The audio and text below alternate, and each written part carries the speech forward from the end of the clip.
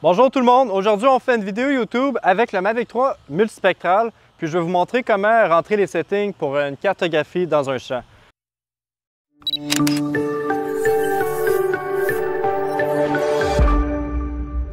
Première chose qu'on va faire, c'est évidemment mettre une batterie, que de la batterie dedans, puis une carte SD juste en haut ici. J'ai mon module RTK évidemment, j'ai la station de RTK qui est juste à côté de nous, puis j'ai allumé le drone. Je vais venir le déposer ici.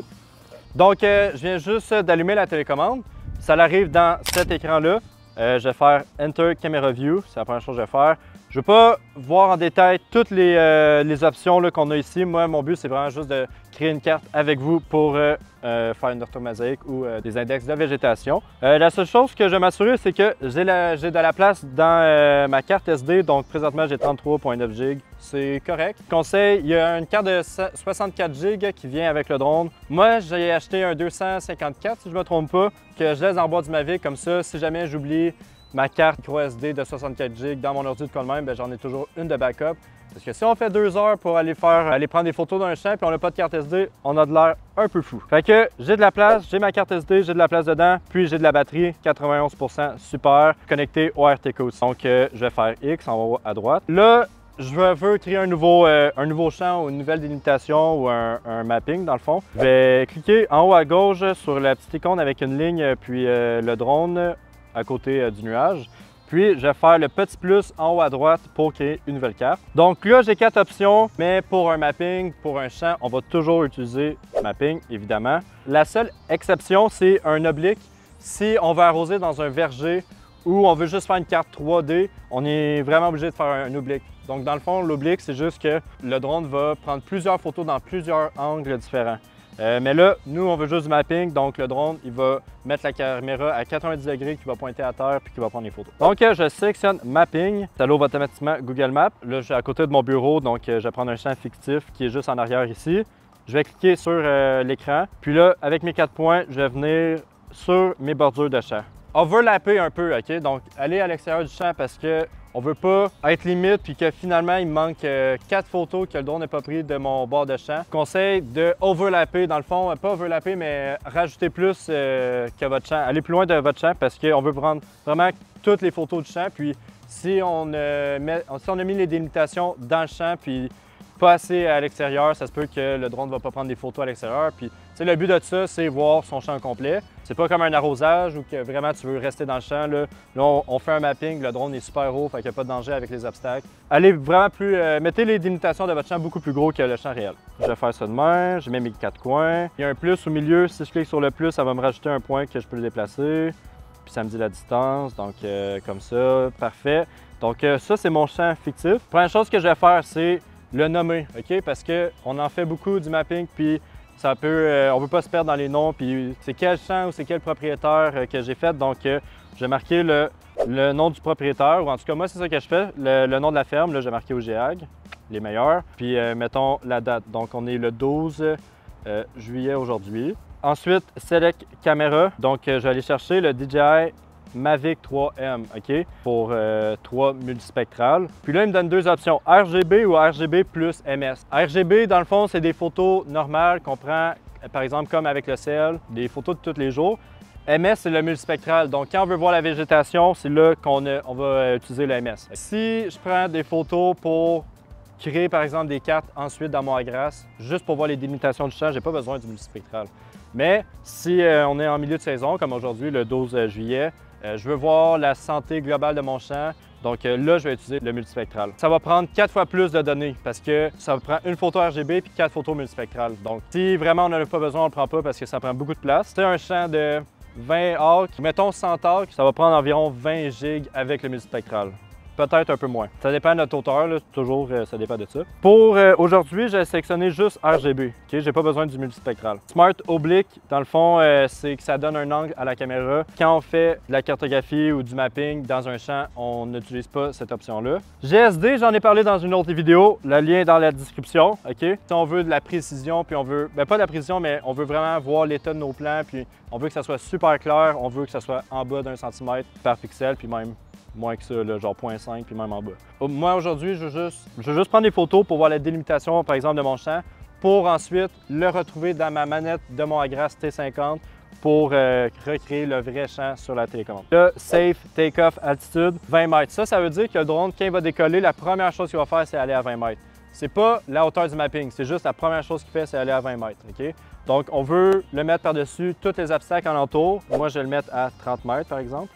Terrain follow, ça, c'est pour suivre le terrain. Même si ça monte ou ça baisse un petit peu, je ne conseille pas vraiment de le mettre. On a besoin du RTK pour faire ça. Ça serait plus vraiment là, pour... C'est intense, là, on peut le mettre, mais en tout cas, c'est pour suivre le terrain. Généralement, on n'a pas besoin, là, mais c'est à votre guise. Si vraiment ça monte, ça descend. Sur une grande distance, là, ça peut être plus intéressant de le mettre. Flight route, l'attitude, dans le fond, du mapping. Présentement, est à 100 mètres, par défaut, c'est ça. Là, c'est là que ça joue beaucoup. T'sais, si je veux faire un stand count où je veux vraiment voir là, clairement après c'est quoi mon type de mauvaise herbe ou ces choses-là, je vais être super proche. Là. Surtout pour un stand count, là, on parle de genre 20, 30, 40 mètres maximum pour faire un stand count. Par exemple, encore une fois, c'est pour voir la santé de mon champ, donc avec le multispectral, je peux être à 100 mètres et plus. J'ai pas besoin d'une précision, là, genre au centimètre près là, pour voir la santé globale du champ. Surtout quand, par exemple, j'ai 200 arcs, 400 arcs, 600 arcs à faire pour l'arrosage. Bien, je vais aller prendre mon Mavic, je vais aller mapper tous les champs que j'ai à faire, comme ça, j'ai pas besoin de le faire avec le T50. Ça me sauve un peu de temps.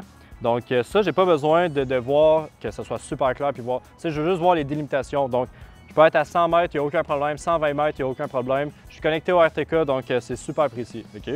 Donc, pour aujourd'hui, vu que le champ est tout petit, je peux le mettre à, on va dire 60 mètres, mais je le redis, 100 mètres, 80, 120 mètres quand on veut juste faire les délimitations du champ pour, mettons, des arrosages ou des épandages. Si je veux vraiment de la précision, si j'ai le temps aussi, on peut y aller là, à 20, 30 mètres. Ça prend beaucoup plus de photos, mais c'est beaucoup plus clair. Okay? Fait que je peux zoomer et quasiment voir genre, le type de mauvaise herbe et tout ça. Donc pour ça, c'est merveilleux. L'autre option en dessous, là, le target, j'ai jamais utilisé ça, j'ai jamais touché. Donc pour vrai, je suis même pas sûr à 100% que ça fait. J'ai jamais eu besoin de l'avoir, là, fait que... parce que j'ai un peu lu là-dessus, là, mais pour l'instant, j'en ai jamais eu besoin, fait que je pense pas que vous en avez besoin. Take-off speed, comme ça le dit dans le nom, c'est la vitesse de décollage. En défaut, c'est 10 mètres secondes. Pas besoin de toucher à ça, on laisse ça de même. En dessous, on a speed. Ça, c'est la vitesse du mapping. Moi, je peux le mettre à 15 mètres secondes, c'est le maximum. 15 mètres secondes, c'est beaucoup, OK? Surtout, là, j'ai mis à 60 mètres, 15 mètres secondes, c'est trop, ça va être un peu flou, OK, les photos. Moi, je ne conseille pas d'aller en bas de en haut de 12 mètres secondes, excusez, vraiment en haut de 12 mètres secondes, je ne vous le conseille pas.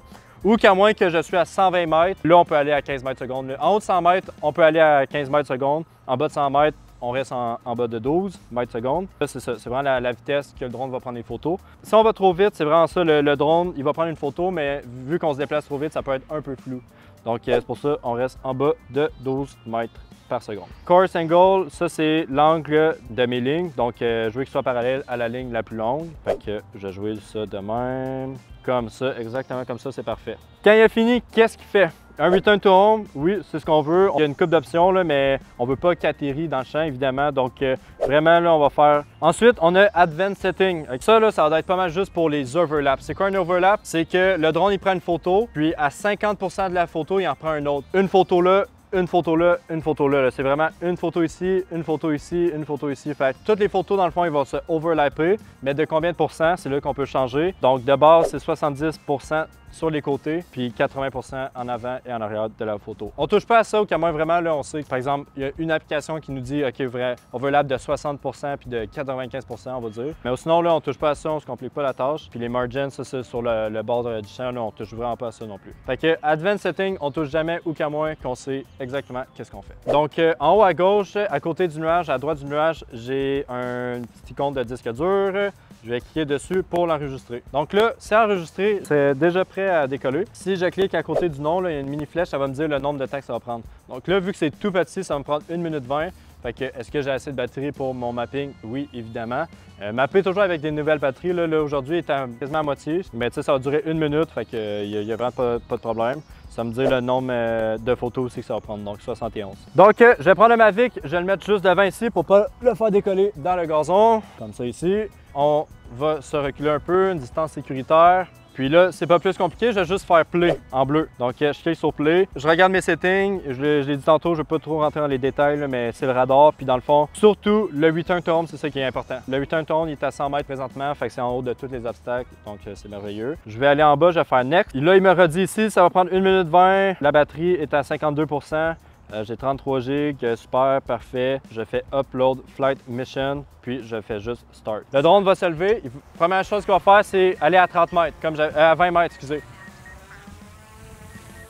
Ensuite, il va monter à 60 mètres parce que c'est la hauteur que j'ai dit pour faire le mapping. Puis il va aller sur son point de départ. Donc là, le drone est en train de prendre des photos. On peut le suivre évidemment sur la télécommande. On peut cliquer sur la caméra. Je vais voir il est rendu où en fait, ou sur la carte. On le voit là, ça va super vite. Rendu au bout du champ, il fait juste se tourner. Il continue toujours à prendre des photos. On peut voir le nombre de photos qu'il est en train de prendre, donc en haut à droite ici.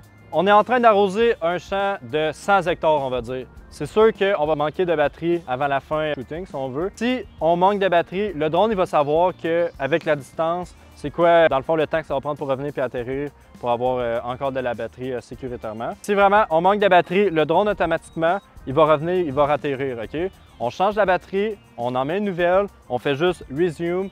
Le drone va remonter à la hauteur qu'on a désirée ou qu'on a mis, il va retourner au point arrêté, OK? Fait qu'on peut changer la batterie 3 fois, il n'y a pas de problème. On peut cartographier un champ de 300 hectares là, si on veut. Là, c'est un peu exagéré, là, mais 300 hectares, puis on change la batterie 3-4 fois, puis il n'y a pas de problème. Là. Donc, le drone a fini de prendre les photos automatiquement parce que je lui ai dit il va faire le Return to Home. Donc, il va atterrir ici, il va atterrir exactement à la même place, il est connecté au RTK. Donc là, il est en train d'analyser le sol, puis il va atterrir. Donc, j'ai fini mon mapping. C'était vraiment pour vous montrer comment rentrer les settings pour une cartographie. Évidemment, ça change là, pour chaque utilisation. Comme j'ai dit, si on est plus proche, on veut une meilleure résolution. Ça va prendre beaucoup plus de photos, ça va être beaucoup plus long, mais vraiment meilleure résolution. Si c'est juste avoir le champ dans les manettes du Agrace, ça va être à 80-100 mètres, ça va être efficace, puis on va quand même avoir une très bonne précision. Puis là, qu'est-ce que je ferais, mettons, si je veux utiliser ces photos-là pour justement les mettre dans mes Agrace? Je vais prendre la carte SD, je la mets dans mon ordi et je la mets dans Smart Farm. J'ai fait une vidéo comment importer des photos dans Smart Farm. Le lien est dans la description. À la minute qu'ils sont dans Smart Farm, ils sont automatiquement dans les manettes des Agrace. Si jamais vous avez des questions ou vous aimeriez voir d'autres tutoriels, n'hésitez pas à me les dire dans les commentaires, s'il vous plaît. Lâchez un petit like, partagez cette vidéo, ça m'aide beaucoup. Puis sur ce, je vous dis à la prochaine!